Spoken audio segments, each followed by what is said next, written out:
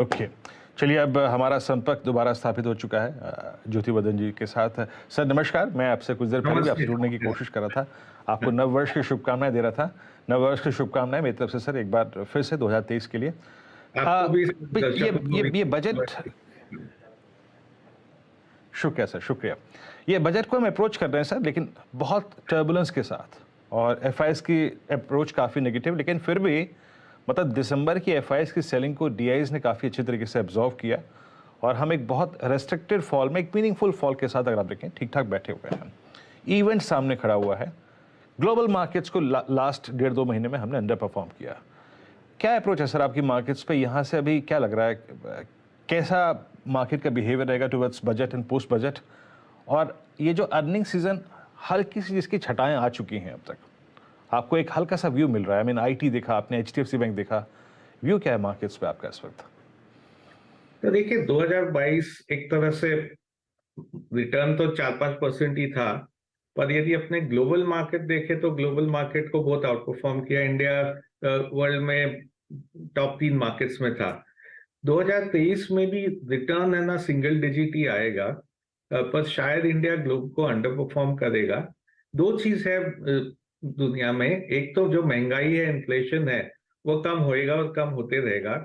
उसके कारण जो ब्याज बढ़ रहा है, जो फेड रेट बढ़ा रहा है, भारत में भी ब्याज बढ़ रहे हैं, वो है ना बंद हो जाएंगे बढ़ना। मेरे ख्याल से फेड का पॉज आ जाएगा, या तो उनके मार्च मीटिंग में या उनके मई के मीटिंग में।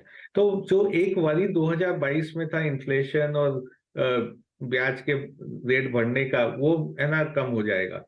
पर दूसरे साइड पे इकोनॉमी जो है वो शायद यूएस रिसेशन में जाएगा।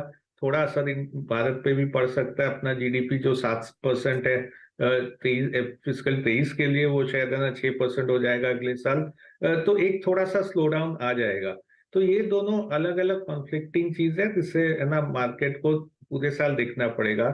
अभी जो आपने जिक्र किया था बजट का, तो बजट में इस बार ऐसे कोई खास उम्मीद नहीं है। एक ही बस डर है मार्केट को कि कैपिटल गेन कहीं नहीं बढ़ा देवे, क्योंकि काफी है ना गवर्नमेंट की तरफ से आ रहा है कि कैपिटल गेन उनको ना इक्विटी का और बाकी सब जो एसेट क्लास है उन सब का एक ही रेट करने का है। तो इसके कारण कहीं कैपिटल गेन बढ़ जाए, वो एक मार्केट के लिए नेगेटिव हो सकता है।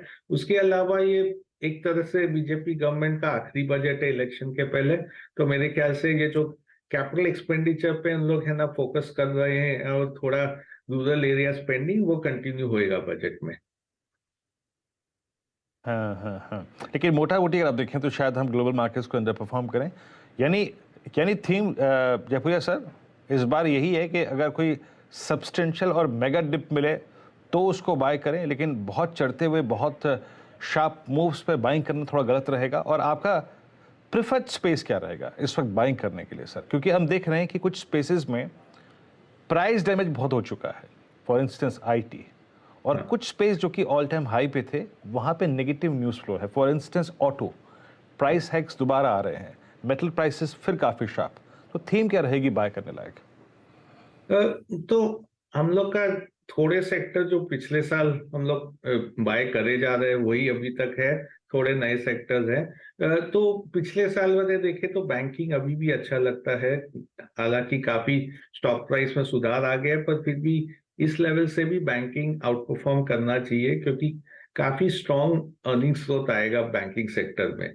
दूसरा सेक्टर जो हम लोग ज्यादा ध्यान दे रहे हैं अभी, कई सेक्टर्स पिछले साल क्या हुआ कि कमोडिटी प्राइसेस बढ़ गए थे। कमोडिटी प्राइसेस बढ़ने के कारण उनके ना सेल्स तो अच्छे आ रहे थे, पर मार्जिन काफी नीचे हो गए थे, क्योंकि अब्जॉर्ब नहीं कर सके इतने कमोडिटी प्राइसेस। तो इस साल वो सेक्टर्स में मार्जिन नॉर्मलाइजेशन हो जाएगा। मार्जिन फिर जो पिछले 2-3 साल में है वहां चले जाएंगे, तो इसलिए अर्निंग्स ग्रोथ काफी अच्छा आएगा। और कई सेक्टर इसमें स्टॉक्स अंडर परफॉर्म किए हैं, स्टॉक्स काफी गिर चुके हैं। तो एक दो नमूने दे दूं आपको, तो एक है इसमें सीमेंट। सीमेंट का लास्ट ईयर कॉस्ट इंक्रीज बहुत ज्यादा था, और उसके कारण एबिडा जो है वो काफी नीचे हो गया था। इस साल एबिडा पर टन करीब 200 रुपया कॉस्ट सेविंग के कारण बढ़ जाएगा, क्योंकि रॉ मटेरियल प्राइस नीचे आ रहा है।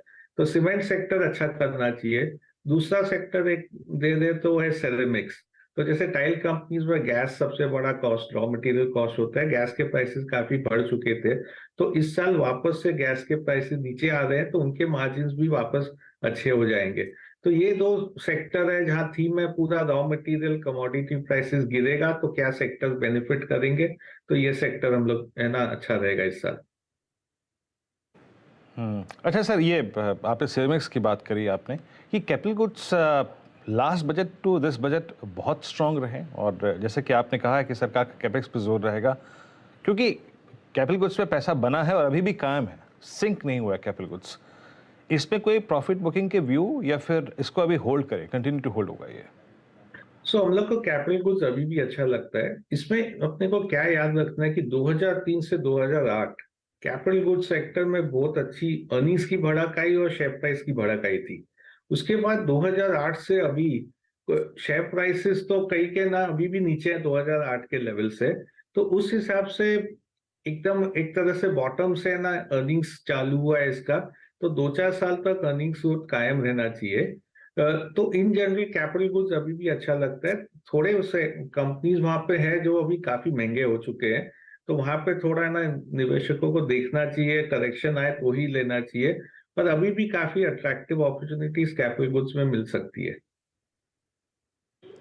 ओके अच्छा सर, एक और स्पेस जो कि शायद अब चर्चा का विषय बन चुका है, दैट्स गोल्ड। एंड गोल्ड से कोरिलेट करते हुए गोल्ड फाइनेंस कंपनियां, I mean Manappuram, Muthoot finance और वो बैंक जिनका एक्सपोजर है गोल्ड लोन की तरफ काफ़ी, फॉर इंस्टेंस फेडरल बैंक। ये गोल्ड का मूव कितना आपको सस्टेनेबल लगता है? गोल्ड फाइनेंस कंपनीज पर आपका व्यू क्या है एनबीएफसीज की इस कैटेगरी में? क्योंकि हमने इन 2-3 स्टॉक्स को बहुत पेनफुल दौर से गुजरता हुआ देखा 2022 में। आपका व्यू इस स्पेस पे सर? तो इस गोल्ड फाइनेंस कंपनीज हम लोग को पहले बहुत अच्छे लगते थे, तो काफी हम लोग के पोर्टफोलियो में थे।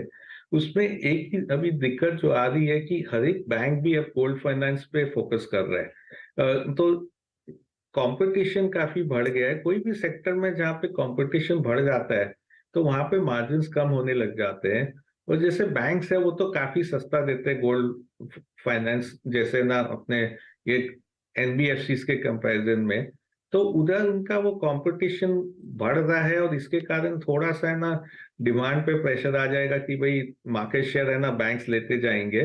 तो इसलिए इस बार हम लोग है ना इतना फोकस नहीं कर रहे हैं एनबीएफसी पे, ज्यादा फोकस कर रहे हैं थोड़े बैंक्स पे, जो ना बैंक्स ऐसे काफी हैं जो गोल्ड फाइनेंस पे फोकस कर रहे हैं, उनका कॉस्ट ऑफ फंड काफी लो होता है कंपेयर टू ये एनबीएफसी, तो वो है ना हम लोग बैंक्स के थ्रू खेल रहे हैं, हालांकि है ना एनबीएफसी के थ्रू खेले।